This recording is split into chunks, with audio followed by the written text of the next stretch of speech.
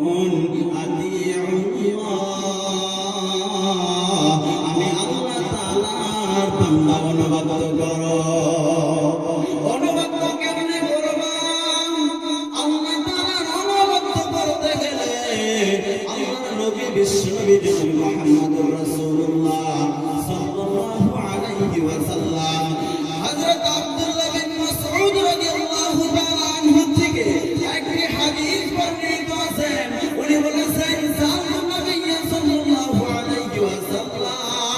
আল্লাহর নবী সাল্লাল্লাহু আলাইহি ওয়াসাল্লাম বলে দিয়েছেন, আল্লাহর নবীর কাছে হযরত আব্দুল্লাহ বিন মাসউদ রাদিয়াল্লাহু তাআলা আনহু প্রশ্ন করলেন, ইয়া রাসূলুল্লাহ, ইয়া হাবিবাল্লাহ, ও আল্লাহর নবী, আইয়ুল আমালি আহাব্বু ইলাল্লাহ, ও আল্লাহর নবী, এই পৃথিবীর জমিনের মাধ্যমে আল্লাহ কোন এমন ইবাদত আছে যে ইবাদত করলে আল্লাহর কাছে মেহবুব হয়ে যাব? আল্লাহর নবী বিশ্বনবী মুহাম্মদুর রাসূলুল্লাহ সাল্লাল্লাহু আলাইহি ওয়াসাল্লাম বলেছে, আসসালাতু আলা ওয়াক্তিহা, আসসালাতু আলা ওয়াক্তিহা। আল্লাহ তাআলা আল্লাহর নবী সাল্লাল্লাহু আলাইহি ওয়াসাল্লাম এই হাদিসের মাধ্যমে তিনটা কথা বলে দিয়েছেন। আল্লাহর নবী বলেছেন, এক নাম্বার হলো আসসালাতু আলা ওয়াক্তিহা, দুই নাম্বার হলো বিরুল ওয়ালিদাইন, তিন নাম্বার হলো আল জিহাদু ফি সাবিলিল্লাহ, আল্লাহর রাস্তায় জিহাদ করা, আর বিরুল ওয়ালিদাইন, মা বাবার সঙ্গে সম্মানিত কথা বলা। এক নাম্বার বাবা আসসালাতু আলা ওয়াক্তিহা, নামাজের টাইম যখন হয়ে যাবে আপনারা যে যেখানে থাকেন সময় মতো বান্দা যদি নামাজ আদায় করে নিয়ে যেতে পারো, আমার আল্লাহ বলেছেন কোনো বান্দা যদি সময়টাকে মূল্যায়ন করে মসজিদে গিয়ে পাঁচ ওয়াক্ত নামাজ আদায় করে, আমি রব্বুল আলামিন ওই বান্দা পাঁচ ওয়াক্ত নামাজ আদায় করার বিনিময় আমি আল্লাহ তাআলা ওই বান্দার আমলনামার ভিতরে 50 ওয়াক্ত নামাজের সওয়াব দিয়ে দিব। একবার জোরে বলেন সুবহানাল্লাহ।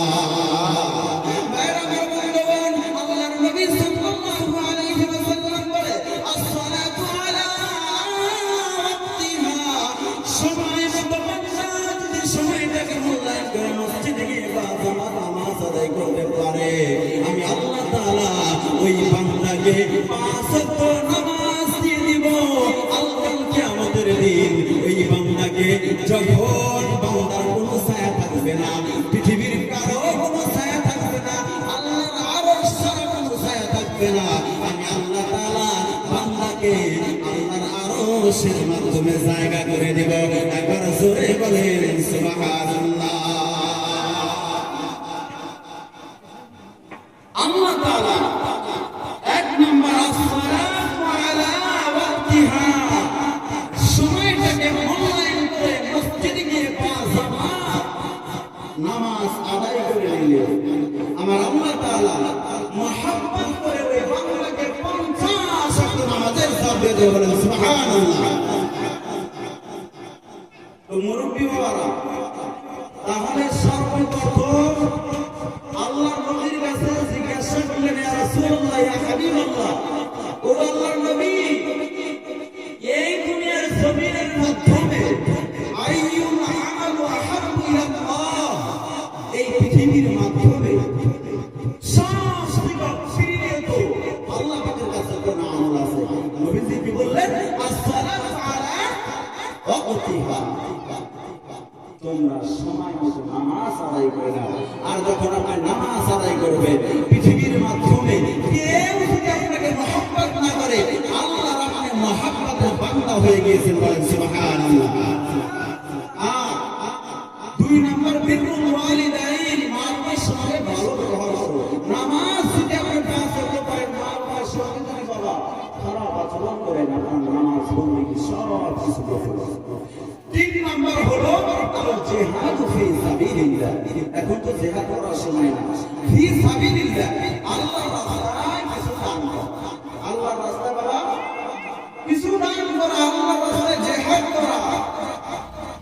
এই জন্য বাবা লম্বা আলোচনা, এই তিনটা প্রকার আসসালাতু আলা ওয়াক্তিহা, বিররুল ওয়ালিদাইন 2 নাম্বার, 3 নাম্বার আল জিহাদু ফি সাবিলিল্লাহ। অনেক লম্বা আলোচনা, মুফাসসিরিনে কেরাম অনেক লম্বা লম্বা কথা বলেছেন এই কোরআনের মাধ্যমে। ইয়া আইয়ুহাল্লাযীনা আমানু, হে ঈমানগণ, হে মুমিনগণ, হে আমার বিশ্বাসী বান্দা, আমি তোমার প্রতি বিশ্বাস করছি।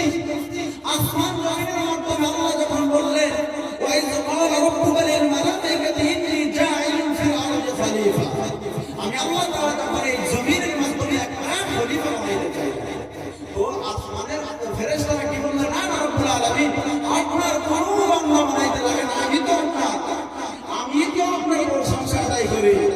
আল্লাহ তাআলা তখন বলছিলেন, হে বান্দা ইন্নী আমি মা লা তা'লামুন, হে বান্দা আমি আল্লাহ যা জানি তোমরা তা জানো। এই জন্যই বান্দা যখন আল্লাহকে মহব্বতের এখন এশার নামাজ পড়ে রাতের 12টার কাছে গিয়ে যখন গভীর রাতে আল্লাহর কাছে মায়া করে দয়া করে বলেন, রব্বুল আলামিন, হে মালিক, আমরা গভীর রাতে যখন তাহাজ্জুদের নামাজ পড়ে বাবা, অনেকের বাড়িতে অনেক মানুষ বিদ্রোহ হয়ে গিয়েছে, রাতের বেলা তাহাজ্জুদের নামাজ পড়ে আল্লাহর কাছে যখন দুটি হাত তুলে আল্লাহর কাছে যখন কাকুতি মিনতি হয়ে আল্লাহর কাছে যখন বলে, মালিক, জীবনের মাধ্যমে বন্ধু বান্ধবের মাধ্যমে আল্লাহ গুনাহ করতে করতে এই সাগরের সমতুল্য গুনাহ করেছি, মাথার তালু থেকে নিয়ে পায়ের তালু পর্যন্ত আল্লাহ গুনাহ করেছি। মালিক, আল্লাহ তুমি যদি মাফ না করো, পৃথিবীর জমিনের মাধ্যমে আমার গুনাহগুলি কেউ মাফ করতে পারবে না। আল্লাহ তখন ওই আসমানের দিকে ফেরেশতাদেরকে বলে, ফেরেশতার দল, তোমরা না বলেছিলে আমার বান্দা খালি গুনাহ করবে, আমার বান্দা গুনাহ করেছে, গভীর রাত্রে আমি আল্লাহকে ডাক দিয়েছে, এই ফেরেশতার দল তোমরা সাক্ষী থাকিও, আমি আল্লাহ পাক রব্বুল আলামিন এই বান্দা আমি আল্লাহকে ডাক দেওয়ার কারণে আমি আল্লাহকে এত মায়া করে দয়া করে বান্দার গুনার কথা প্রকাশ করার কারণে আমি আল্লাহ তাআলা এই বান্দার জীবনের সব গুনাহ মাফ করে দিয়েছি। একবার জোরে বলেন সুবহানাল্লাহ। আসলে কি আসলে সংক্ষিপ্ত সময়ের মাধ্যমে বয়ান হয় না, তারপরেও আসলে এরা আসলে একটাই মূল টার্গেট কালেকশনের বলা, তাই না বাবা? একটু সময় যখন বক্তারা শ্রোতা সামনে থাকছে, বক্তার কথা বলে আমার আগে আপনাদের ইমাম সাহেব হযরত মাওলানা শহীদুল ইসলাম খুব সুন্দর সুন্দর কথা বললেন, কিন্তু আসলে মানুষ নয়, যদি মানুষ এসে বসতো বক্তাদের এই শ্রোতাদের চেহারা দেখে বক্তা হবে। তো বাবারে, আমার আপনার মসজিদ মান বানা লিল্লাহি মাসজিদান ওয়া বানাল্লাহু লাহু বাইতান ফিল জান্নাহ, আল্লাহ পাক রব্বুল আলামিন আল্লাহ নবী সাল্লাল্লাহু আলাইহি ওয়াসাল্লাম হাদিসের মাধ্যমে বলে দিয়েছেন, মান বানা লিল্লাহি মাসজিদান ওয়া বানাল্লাহু লাহু বাইতান ফিল জান্নাহ। বলা হয়েছে কোন বান্দা যদি মসজিদের মাধ্যমে দুনিয়ার জমিনের মাধ্যমে একটা মসজিদ বানাইতে পারে, আপনার নাম কি? আরানি বাবা, ও আমার সবাই আছে মসজিদ। নারায়ে তাকবীর, রব্বুল আলামিন, আল্লাহ আমার কথা জানান আরশে বদন করে গেল, আল্লাহ আমার দানকে কবুলের মঞ্জুর করে নাও মাওলা রব্বুল আলামিন। মাবুদ গো, মার জন্য করতে আছে, মাবুদ গো দেরি না ওই কবরের মাধ্যমে কোন হালাতে রয়েছে রে মাওলা, মাবুদ গো মেহেরবানি করে ওনার দিলের তামান্নাগুলি পুরো করে দাও আল্লাহ রব্বুল আলামিন। এই জমিনের মাধ্যমে আল্লাহ বান্দা ছিল, দুনিয়াতে দিল না তা তো জানি না, আল্লাহ দানকারীর মনের আশা বাসনা পুরো করে দাও আল্লাহ রব্বুল আলামিন। মেহেরবানি করে খাস করে আল্লাহ এই ময়দানের মাধ্যমে যারা বসেছে আল্লাহ সকলের মা বাবার কবরের আযাবকে মাফ করে দাও আল্লাহ রব্বুল আলামিন। আল্লাহ খাস করে ওনার দান মুসলিম করে আমার কবরটাকে আল্লাহ তুমি জান্নাতের বাগিচা বানায় দাও। আমিন। এইভাবে 500 টাকা বাড়েন, 1000 টাকা বাড়েন, ওইটা আমার নবী কইতেছে মান বানা লিল্লাহি মাসজিদা ওয়া বানাল্লাহু লাহু বাইতান ফিল জান্নাহ। দুনিয়ার বুকে যদি কেউ যদি একটা মসজিদ বানায় যাইতে পারে, আল্লাহ তাআলা কাল কিয়ামতের দিন এই এখান থেকে 9,30,00,000 মানুষ আর সূর্য করে বাবা 12টি একটা মূল রেওয়ায়াত আপনারা কাছে উল্লেখ করে দিয়েছে। তারপর আমরা গরমে কিয়ামতের দিন এমন হালাত, হাসরের ময়দানে কোরবানের দিন আমাদের এমন হবে বাবা, এই 12টা মুখ জমিনের মাধ্যমে তাপ ছেড়ে দিবে, জমিনটা তামা হয়ে যাবে। ওই দিন আল্লাহর আরশ ছাড়া কোনো ছায়া থাকবে না। এই জন্যই দুনিয়ার বুকে আমার আপনি 1 টাকা, 2 টাকা, 10 টাকা, 50 টাকা আল্লাহ যে যাদের সমর্থন দিয়েছে এই মসজিদের মাধ্যমে দান করবেন। এই দানের উসিলা করে আল্লাহ তাআলা জানে কাল কিয়ামতের দিন আমার আপনাকে যেন আল্লাহ নাজাতের জরিয়া বানায় দেয়। সকলে বলেন আমিন। লিল্লাহি তাকবীর। আল্লাহ তাআলা আমাদের আপনাকে সবাইকে কিছু না কিছু এই মাহফিলের মাধ্যমে নাম লেখা যাবেন। এই নাম লেখানোর বিনিময় আমার মায়া করে দয়া করে আল্লাহ জানে কাল কিয়ামতের দিন যখন আল্লাহ তাআলা জান্নাতীদেরকে বলবে, আল্লাহ তাআলা যখন জান্নাতীদেরকে বলবে তোমাদের যা কিছু ওয়াদা করেছিলাম সব ওয়াদা আমি আল্লাহ করে দিয়েছি, এখন কিছু বাকি আছে কি? মানুষে বলবে, জান্নাতীরা বলবে রব্বুল আলামিন যা কিছু ওয়াদা করেছিলেন সব ওয়াদা আমরা পেয়ে গেছি। আল্লাহ নবী বলবেন, মাবুদ আপনার এই বান্দা জানে না আরো কি ওয়াদা করেছিলেন। আল্লাহ তাআলা তখন 70,000 পর্দা আল্লাহর আরশ থেকে সরে যায়। আল্লাহ বান্দার সঙ্গে জান্নাতের সঙ্গে জান্নাতীদের সঙ্গে আল্লাহ চলো আফসোস হয়ে যাবে। বলুন সুবহানাল্লাহ।